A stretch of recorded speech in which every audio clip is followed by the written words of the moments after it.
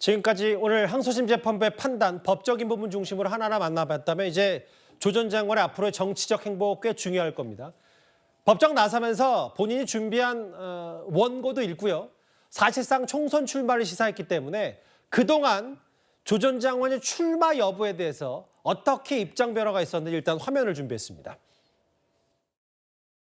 가볍게 움직이진 않을 것이다라는 말씀 드리고 싶고 조용히 웅크리고 골방에 처박혀서 살 수는 없는 것 아니냐라는 생각은 민주당이 우리 민주진보 진영의 본진이고 항거모함이다라고 생각하고 그렇다면 뭐 전혀 추호에 변한 의심이 없습니다만 민주당이 중심이 돼서 용해인, 노회찬 등등 이런 분들이 학익진처럼 날개를 쫙 펴서 의회 권력을 더 확실하게 다수파로 만들고 다음 대선에는 행정 권력도 찾아왔으면 좋겠다. 윤석열 정권에 맞서서 다 연합하자 이런 얘기를 했는데 실제로 좀 더 구체적으로 조 전 장관 최근에 이런 말까지 했었습니다.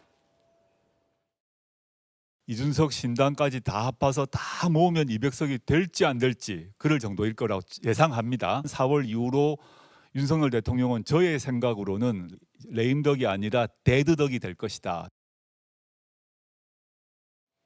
사실 3년 전만 하더라도 법학자 전직 법무부 장관으로서 최종 판결 나면 승복하겠다라고 했는데 뭐 최근에 보시다시피 좀 뉘앙스가 달라졌어요. 법률적 소명 수용 안 되면 비법률적 방식으로 명예회복하겠다. 그리고 오늘 법정 나서면서 여러 가지 얘기를 했기 때문에 이현정 의원님 실제로 본인 스스로 뭐 비례대표이기도 하고 200석 얘기 어떻게 받아들이세요? 참 세상에 뭐 믿을 참 사람이 없다라는 생각이 드는 게 이재명 대표도 본인이 한 말을 뭐 그냥 아주 밥 먹듯이 그냥 다 뒤집습니다. 자, 그러더니 이제 조국 전 장관 이 상황에 따라서 말이 다 바뀌어요. 자, 이러면서 또 이제 창당을 하겠다, 국회를 가겠다. 그럼 국회는 거짓말 하는 사람들만 모이는 곳인가요? 거짓말 한두 번 해갖고는 국회의원 못 되는 겁니까? 그 거짓말을 그렇게 잘해야지만이 국회의원 되는 건가요? 정말 대한민국의 민주주의가 이게 정말 형이화되고 있다는 그런 하나의 증거가 아닌가 하는 생각이 듭니다. 자, 저렇게 법원에서도 이 실형을 받은 사람들이 이제 정당을 창당해서 국회에 들어오겠다.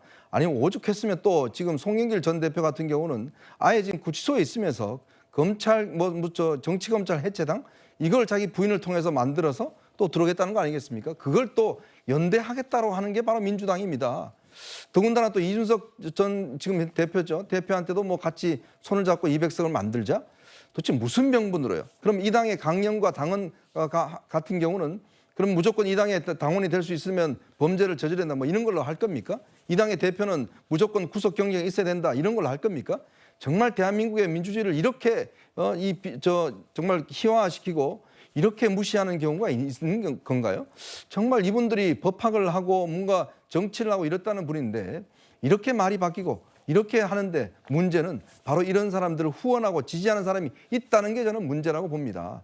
자, 이렇게 명백하게 있는 상황에서도 저렇게 책 사주고 박수치고 저렇게 하는 분들이 있기 때문에 결국은 저렇게 떳떳하게 이야기하는 거 아닌가요? 오히려 그분들이 저는 더 문제라는 생각이 듭니다. 예, 일단 민주당 단독으로 200석 사실상 불가능하다. 이준석 대표에게도 손을 내밀었었는데 조 전 장관과 같이 할 생각이 없다 이렇게 잘라 말하긴 했습니다. 일단 본인 항소심 재판보다는 정치적인 부분에 좀 많이 무게를 두었었고 그러면 여론조사 얘기도 좀 해봐야 될 것 같은데요. 설주환 변호사님. 사실 조 전 장관이 뭐 믿는 구석도 없지 않은 이상 본인이 정치에 입문하겠다 혹은 총선 출마하겠다 그냥 하진 않았을 텐데 실제로 가장 최근에 했었던 조 전 장관 관련 이른바 조국 신당 창당 때 지지율을 보니까 뭐 나름 본인 생각에도 나쁘지 않다. 이런 여론조사 판단 때문에 오늘 법정 나서면서 저런 말을 했다고 판단하세요? 네, 뭐 저 조사 일시가 이제 작년 말입니다. 그렇죠. 작년 12월만 하더라도 상당히 그 실제 뭐 저도 방송에서 얘기했습니다만 조국 신당에 대한 구체적인 진행이 있었던 것은 사실입니다. 이제 그러던 와중에 어찌 보면 오늘 어떤 법정 선고 어떻게 될지 여부에 따라서 이 조국 신당이 계속 진행될지 안 진행될지가 있어서 1월 달에 조금 중단이 된 것으로 저는 알고 있는데요. 아마 오늘 법정 구속을 면함으로써 그래도 대법원 최종 판결까지는 어느 정도 시간이 남아 있고 또 조국 교수 입장에서는 당연히 대법원에서 결론이 또 뒤집어진다고 한다면 또 파기환송심도 있기 때문에 굉장히 그렇다고 한다면 시간이 확정까지는 오래될 수가 있거든요. 그렇다고 한다면 본인의 어떤 최근 작년 말이지만은 어찌됐든 유효했던 지지율을 가지고 아마 신당을 창당해서 지금 민주당의 어떤 위성정당으로 들어가서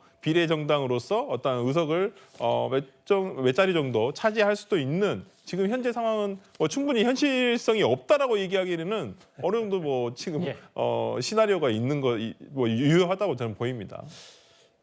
1심과 똑같이 2심 항소심에서 조 전 장관 징역 2년을 받았고 법정 구속은 면했는데 구속 면한 이후에 본인에 대한 새로운 길을 가겠다. 대법 판단 나오기 전까지 할 수 있는 일을 다 하겠다는 저런 그 정치적 발언 때문에 오늘 꽤 논란거리였습니다. 첫 번째 이슈 조 전 장관의 항소심 재판 판단 결과였다면 이게 앞으로 정치권에 미칠 파장이 어떨지 다음 주제에서 바로 확인해 보도록 하겠습니다.